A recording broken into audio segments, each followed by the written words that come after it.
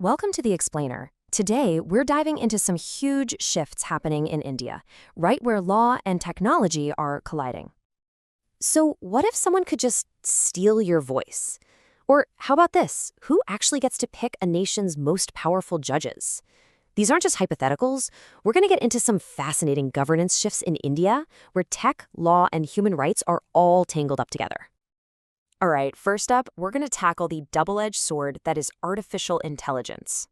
It's creating some brand new, pretty intense legal and ethical battlegrounds. So think about AI like this. On one hand, it's a weapon. It's being used to create deepfakes and misuse people's identities.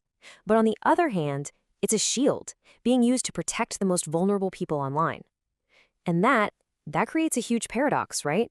How do you regulate the weapon without making the shield weaker? The real heart of the problem here is this rise of what's being called deep impersonation. We're talking about AI tools that can clone the voices of famous people, like the legendary singer Asha Bhosle or the actor Akshay Kumar, and then use those voices in ads they never approved. This is a direct hit on something called personality rights, which really is just your right to control how your own identity is used for money. And here's the kicker. The law is just playing catch-up. The tech is moving way, way faster.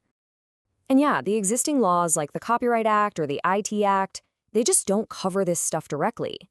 So even though courts have stepped in with guidelines in a few big cases, there was one involving Amitabh Bachchan, the fact is, without a specific law in the books, there's a huge protection gap, not just for celebrities, but for everyone. It's like trying to fight a modern battle with old-fashioned weapons. You're always one step behind.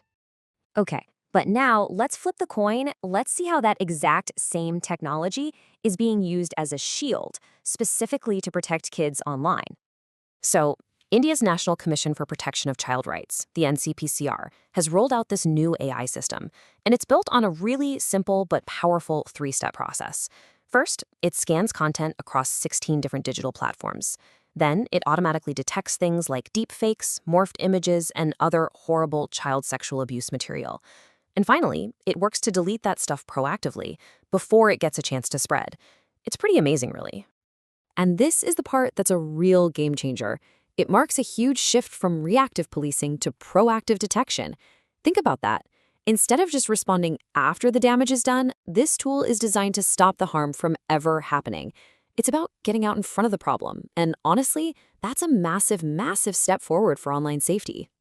All right, so let's switch gears a bit. We're going to move from technology to the halls of power and see how these same themes of, power and interpretation are playing out inside India's highest institutions.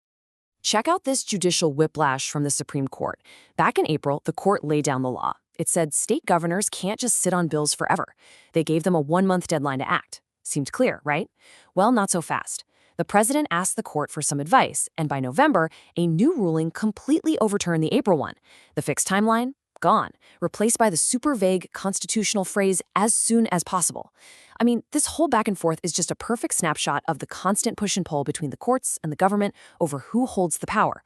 So if we're debating how much power a governor has, it kind of begs an even bigger question, doesn't it? What about the power to appoint the very judges who are making these huge rulings? Who gets to decide who even gets to be a judge in the first place? Okay, so for years, this whole debate has really boiled down to two different systems. On one side, you have what we have now, the collegium system. This is basically judges appointing judges. The Chief Justice and the 4 most senior judges make the call. It gets a lot of criticism for, not being very transparent. The other option, which was proposed back in 2014, was called the NJAC, the National Judicial Appointments Commission. This would have brought in the government's law minister and a couple of prominent citizens to try and make the whole process more open. But the Supreme Court struck the NJAC down, and their reasoning was really powerful. They basically said, look, the government is the biggest single player in our courtrooms. They're constantly suing or being sued. So letting the government help pick the referees in its own games, that's a massive conflict of interest. The court felt it would totally undermine the independence of the judiciary, which is like a cornerstone of the Constitution. And just when you thought that was settled, it's back. Just recently, a brand new petition to bring back the NJAC has been accepted by the Supreme Court. So this whole debate is officially back on the table, reigniting that fundamental tension between keeping judges independent and making sure they're accountable to the public. This is going to be one to watch. Okay, For our final section, let's bring all this high-level legal talk right down to the human level. Let's look at that gap that so often exists between the rights you have on paper and what it's actually like on the ground. So let's start with transgender rights. If you go back to the 2011 census, almost 500,000 people identified as other gender. And over the last decade, this community has seen some really significant legal recognition.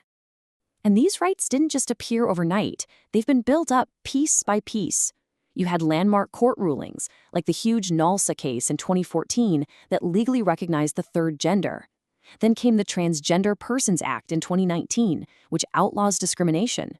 And it's not just laws. The government has also launched specific programs to help, like the SMILE scheme for jobs and skills, a dedicated health insurance plan, and even shelter homes called Garima Gray for those who need them. But, and this is a big but, despite all these incredible advances on paper, big challenges with societal acceptance and just making these laws work in real life are still there. And this brings us right back to that recurring theme, doesn't it?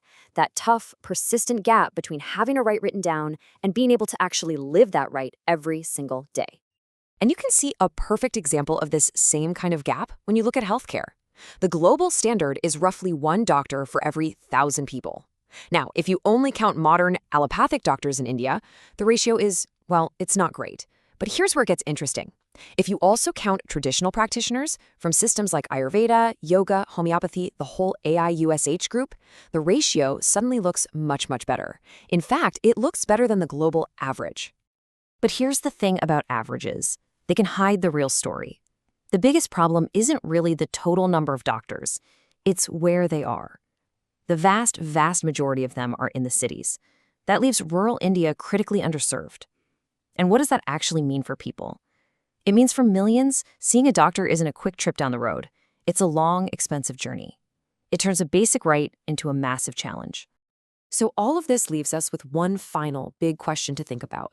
As our laws are being rewritten, not just in courtrooms, but by computer code, can a constitution, a nation's foundational rulebook, actually keep pace with its people?